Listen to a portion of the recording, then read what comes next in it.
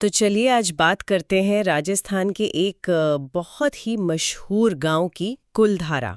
जैसलमेर के पास है ये। हाँ बिल्कुल, कुलधारा। एक ऐसा गांव जो कभी सुना है बहुत आबाद था, समृद्ध था। पालीवाल ब्राह्मण रहते थे वहाँ। जी हाँ, करीब 13वीं सदी की बात है ये।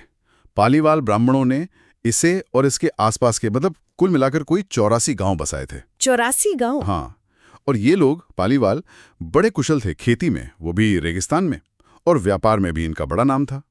काफी अमीर समुदाय था। लेकिन आज तो कुलधारा वीरान पड़ा है, बल्कि लोग इसे भूतिया गांव कहते हैं। सही कहा, यही तो रहस्य है। आज हम इसी पर थोड़ी गहराई से बात करेंगे, जो भी जानकारी हमारे पास है उसके आधार पर। कि आखिर हुआ क्या था, कैसे एक पूरा का पूरा समुदाय, इतने सारे गांव रातों रात खाली हो गए। सबसे आम कहानी तो वो दीवान वाली है ना? हाँ जी, वही। जैसलमेर का दीवान था सलीम सिंह, या सालिम सिंह भी कहते हैं। कहानी यह है कि उसकी नज़र गांव की किसी लड़की पर पड़ गई थी। अच्छा। और वो उससे शादी करना चाहता था, जबरदस्ती।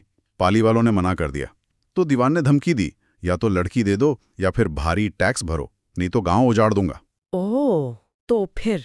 तो कहते हैं कि पाली वालों ने अपनी इज्जत बचाने के लिए गांव ही छोड़ देने का फैसला किया, सबने मिलके। सबने? मतलब सभी 84 गांवों ने? हाँ, कहानी तो यही कहती है। एक ही रात में सारे के सारे लोग अपना घर बार सब कुछ छोड़कर चले गए। एक रात में? ये थोड़ा यकीन करना मुश्किल लगता है तो। और ये भी कहते हैं कि जाते जाते वो लोग श्राप दे गए कि ये गांव फिर कभी आबाद नहीं होगा। श्राप? और क्या आज तक पता नहीं चला कि वो लोग गए कहाँ? नहीं, इसका कोई पक्का सबूत या रिकॉर्ड नहीं है, बस कहानियां हैं। आज तो कुलधारा, जैसा आपने कहा, एक टूरिस्ट स्पॉट जैसा है, जैसलमेर से बस 18-20 किलोमीटर दूर। हाँ, मैंने तस्वीरें देखी है। खंडर है, टूटे फूटे मकान, सूनी गलियां। बिल्कुल। आर्कियोलॉजिकल सर्वे वाले इसे प्रोटेक्ट करते हैं। रात में वहां रुकने की इजाजत नहीं है। और हाँ, कुछ लोग दावा करते हैं अजीब आवाजें सुनने का या कुछ महसूस होने का, पर वो सब सुनी सुनाई बातें हैं। लेकिन एक बात सोचिए, पालीवाल ब्राह्मण इतने समझदार, इतने कुशल माने जाते थे। हाँ बिल्कुल, योजना बनाने में माहिर थे। तो क्या ये मुमकिन है कि इतने सारे लोग, पूरा समुदाय, बस डर के मारे एक रात में ऐसे भागें कि किसी को कानो कान खबर ना हुई, कोई निशान तक नहीं छोड़ा? ये रातों रात वाली बात कहानी को रोमांचक तो बनाती है, पर क्या ये पूरी तरह सच हो सकती है? देखिए, ये सवाल बहुत वाजिब है। अगर हम इतिहासकारों और रिसर्चर्स की माने तो कहानी थोड़ी अलग दिखती है। अच्छा, क्या कहते हैं वो? उनका कहना है कि रातों रात पलायन और श्राप वाली कहानी का कोई ठोस ऐतिहासिक सबूत नहीं है। ज्यादा संभावना इस बात की है कि गांव खाली होने की वजहें ज्यादा प्रैक्टिकल रही होंगी।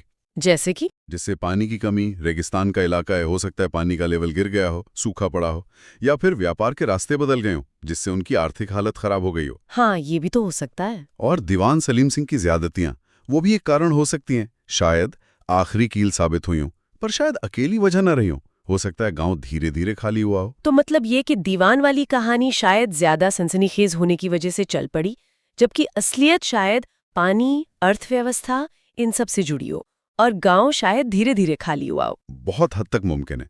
तथ्य और लोक कथा यहाँ काफी गुंथे हुए हैं, अलग करना मुश्किल है। पर जो बात वाकई सोचने वाली है, वो पाली वालों की प्लानिंग क्षमता है। हाँ। उनका इस तरह गायब होना, अगर वो वाकई जल्दी में गए, तो भी ये किसी भगदड़ जैसा कम और किसी सोची समझी गुप्त रणनीति जैसा ज्यादा लगता है। ये दिलचस्प नुक्ता है। तो कुल मिलाकर कुलधारा एक पहेली है। एक फलता फूलता गांव वीरान हो गया। एक तरफ ये लोकप्रिय कहानी है, दीवान, लड़की, सम्मान और श्राप की, और दूसरी तरफ है शायद ज्यादा जमीनी वजह, पानी की किल्लत, आर्थिक मुश्किलें, शायद दीवान का अत्याचार भी, और गांव का धीरे धीरे खाली होना। और यही रहस्य, यही इतिहास और कहानी का संगम कुलधारा को आज भी इतना आकर्षक बनाता है ना? बिल्कुल। ये हमें सोचने पर मजबूर करता है कि कैसे वक्त के साथ कहानियां शक्ल बदल लेती हैं, और कैसे अतीत के कुछ राज शायद हमेशा राज ही रह जाते हैं। तो चलिए आज की चर्चा को यहीं रोकते हैं, लेकिन एक सवाल के साथ। पालीवाल ब्राह्मणों की बुद्धिमत्ता और उनकी प्लानिंग की क्षमता को देखते हुए, क्या उनका बिना कोई सुराग छोड़े गायब हो जाना महज एक घबराहट में उठाया गया कदम था, या फिर ये एक बहुत ही सावधानी से प्लान किया गया गुप्त पलायन था? और अगर ऐसा था, तो उस प्लानिंग का स्केल क्या रहा होगा? सोचने वाली